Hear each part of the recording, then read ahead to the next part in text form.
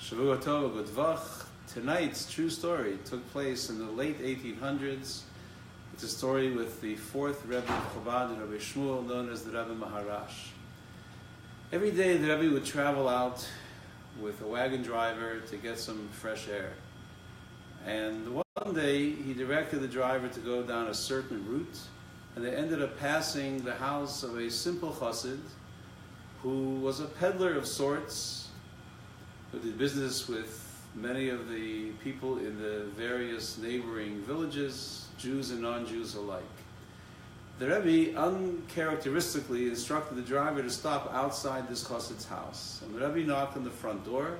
There were two little boys in the window, and they happily, proudly, excitedly opened the door to the Rebbe.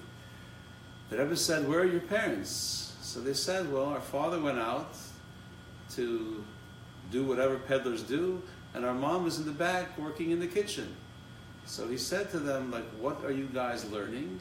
And the older boy proudly said he learns Chumash, he already learned how to read and translate. The younger boy said he just knows how to read. So he said, "Come, let's read together." And he went into the dining room, opened up the book of Tehillim, which is known as Psalms, written by King David, and they began to read together. The Rebbe and these two little boys, 7 and 8-year-olds. And they read a number of chapters. The mother, hearing this very melodious voices coming from the dining room, comes in and she's shocked that the Rebbe is visiting her house and praying together with her children. And she became very emotional, this is kind of unheard of. After a number of chapters, the Rebbe said, "That's very good." He complimented the boys on their reading, and the Rebbe left the house. Very shortly after this, the Rebbe came back to the house, knocked on the door, and again said, "Let's say some more Tehillim."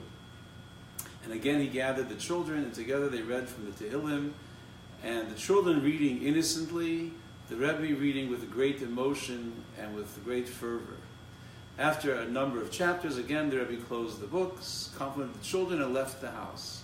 This time the woman was very overcome and even nervous. This is very, very unusual for the Rebbe to come to make a house call and pray with the kids, not once but twice, and she was very apprehensive. Now, that day her husband had gone out, not to sell, but actually to collect. Now it was time of the harvest. The peasants had grain or had money to pay back all their debts, and he had gone out that day to collect his money. 5, 6, 7 o'clock, he's expected home, he's not home. Everyone is very nervous. 8, 9, midnight, there's a bang on the door. And she opens up the door, and her husband falls into the house and faints away. And of course, they lock the door, and they try to wake him up, and they bring him to a chair and try to restore him. And he's shaking, he's pale as who knows what. Obviously something major has happened. Eventually, he reveals to his wife what happened. He went to one of his biggest debtors, a peasant who owed him a lot of money, and when he came to ask for his payment, the peasant said, "Come into the barn, I'll measure out for you a substantial amount of grain in payment." When they came into the barn, the peasant slammed the door shut, locked it, threw the Jew to the ground, and tied him up and said, "I don't have the money to pay you, I'm going to kill you, and that's it." And the Jew began to plead for his life, and the peasant said, "No, there's no choice. I know you'll get the government involved, they'll put me in jail. I'm not willing to do that, I'm just going to have to kill you. Where's my axe?" And he looks and he can't find his axe. So the Jew is tied up on the floor, and the peasant leaves the barn to go in search of his axe. At that moment, as he's leaving, the peasant's wife walks in, and she's horrified to see the Jew on the floor, tied up hand and feet. And he begins to beg her, "Please untie me." And she says, "I can't. My husband will kill me if he knows that I'm involved." And the Jew pleaded for his life and said, "Please untie the rope. I won't say anything. Your husband won't know it's you. He'll think I escaped." So, having a kind heart, she let him go, and he immediately ran out of the barn. 2 seconds later, the peasant comes in with his axe looking for the Jew, and he is pretty darn upset. So he runs out into the field. He knows the Jew can't be too far, and he starts looking for where he's hiding. He actually had jumped into a haystack. And the peasant begins to look for him, and he's stabbing and he's chopping, and he misses him by inches and by inches, till finally in frustration the peasant gives up and storms away.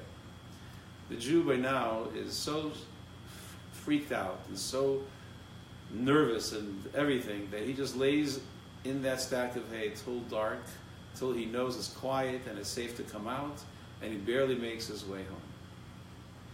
When he shares with his wife his near escape from death and the timing, etc., became clear that the first time when he was attacked and tied up and left to get ready to get killed, that's when the Rebbe stopped and said Tehillim.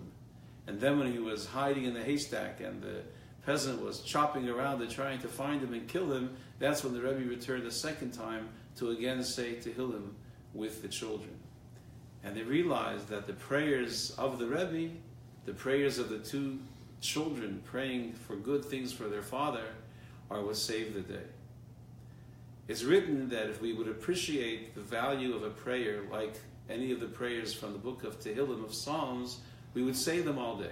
So I don't recommend you say Tehillim all day, but maybe a chapter a day will keep good things coming our way. Have a great week.